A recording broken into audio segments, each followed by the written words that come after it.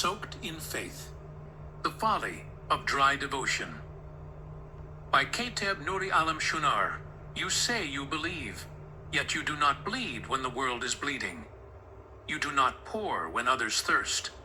You do not move when mercy beckons. Then what is your belief? It is easy to chant holy words when your hands remain clean, untouched by the grime of giving, the sweat of sacrifice, or the tears of compassion. Many today say they have faith, but faith that produces no change is like a well.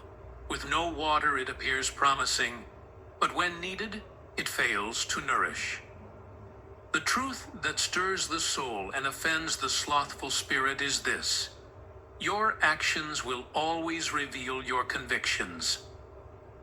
The man who loves does not have to say it 1,000 times. His life testifies louder than his lips ever could. The woman who trusts the Creator does not need to constantly explain it.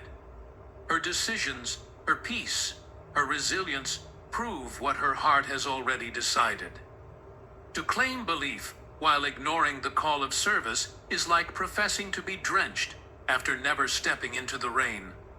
You don't get wet by talking about water. You get wet by walking into it. I once heard a story from a river village where a man bragged about being the most faithful in his community. Every morning, he sang loudly to the skies, calling upon the Creator. He wore white robes, quoted wisdom, and fasted when others feasted. But the elders watched him pass the orphaned child without pause. They watched him ignore the widow who cried in the market. They saw him hoard food during drought and speak of divine provision while doing nothing to be part of it. Then came the flood. And as the waters rose, the village had only one man ready, the one who had built boats for the needy, raised homes on stilts, and trained the children to swim. They called him quiet, but faithful. They called the other man loud, but dry. This is the heart of the matter. Real belief moves. It touches, it builds, it gives, it suffers. If your faith is confined to silent thoughts and hidden corners, what impact does it have? Belief, true belief, is a force. It changes your posture, your pace, your priorities. When we say we walk with the Creator, are we just echoing religious slogans? Or have our steps aligned with the sacred rhythm that lifts the fallen, feeds the hungry, and forgives the unworthy?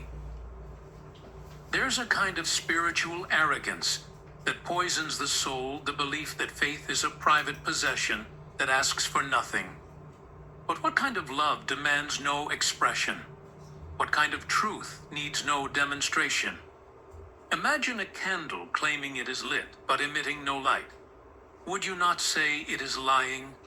So too, the one who claims connection with the Nam, divine, but displays no compassion, no justice, no sacrifice, no patience, they are not soaked in the Spirit. They are dust with delusion. Faith is not passive. Faith is not mute.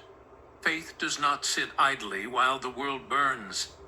If your faith has no fingerprints on the oppressed, no footsteps toward the broken, no fingerprints on the hand of another being lifted up, then your faith is theory, not life. And life with the Creator is never just theory. Let me tell you another tale, a tale from the lands of sun and wind, where a mother carried her child across the desert. She had no food, no water, and no map, only belief. But her belief was not in her mouth. It was in her movement.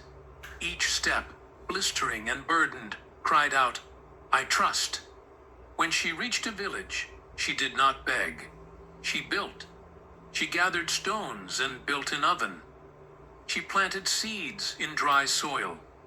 She taught other mothers how to trap dew in cloth at night, to nourish their children.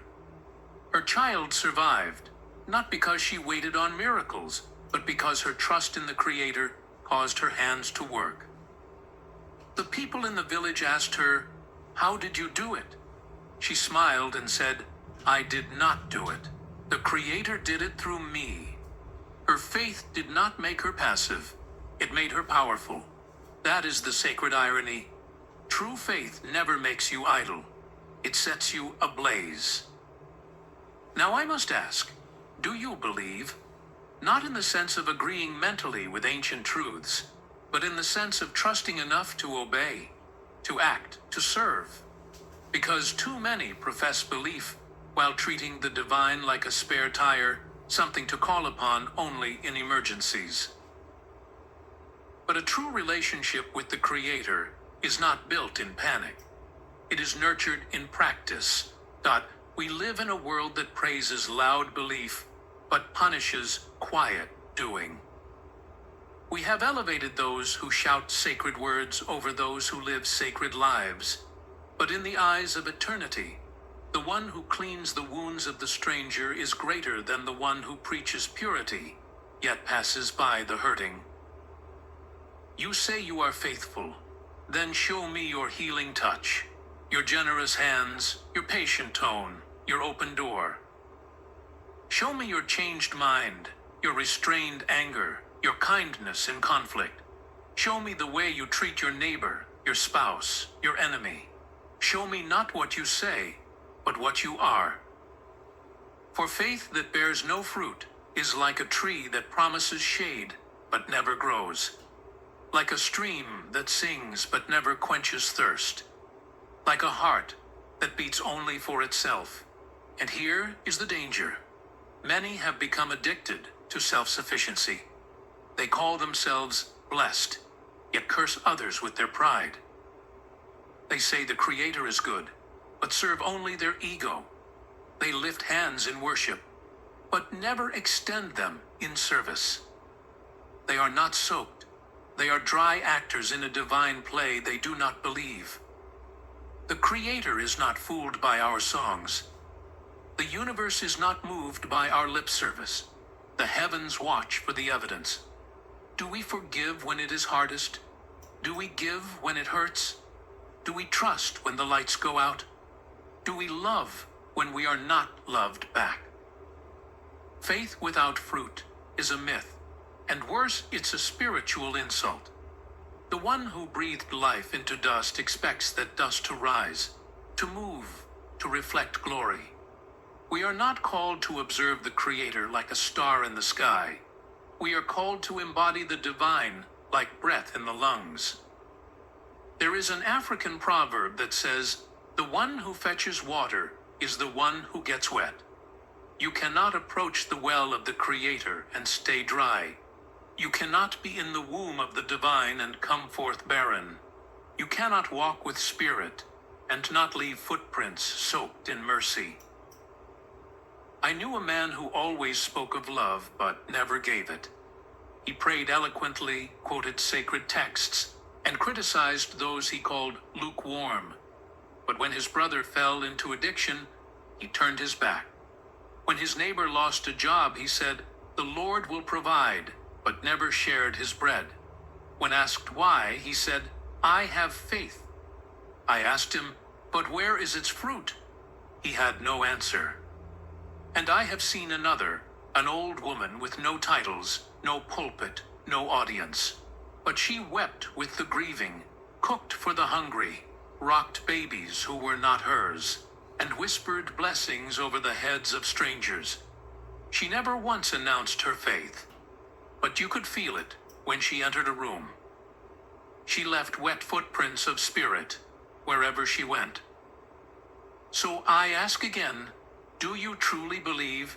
Because true belief is not something you store. It is something you pour. It spills, it leaks, it touches, it lives.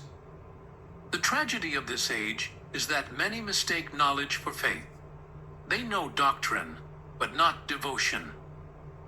They recite verses but do not reflect them. They shout about God but do not show God.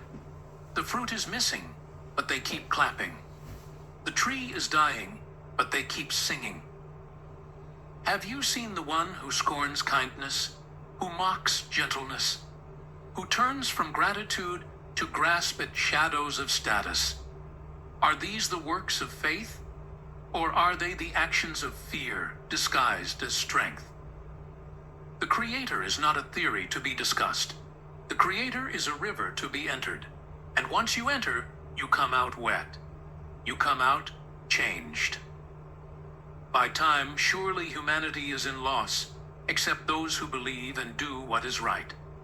This truth echoes through every sacred tradition, every prophet's cry, every ancestor's wisdom. Belief without expression is deception, and the only cure is action. So, my beloved, do not ask how much faith you have. Ask how much your faith has done. Has it fed anyone? Has it forgiven anyone? Has it healed, lifted, liberated, or protected? If not, perhaps it is not faith you have, but fantasy. And still, it is not too late. Begin now. Choose one act. Pour your faith into it. Let it be the seed.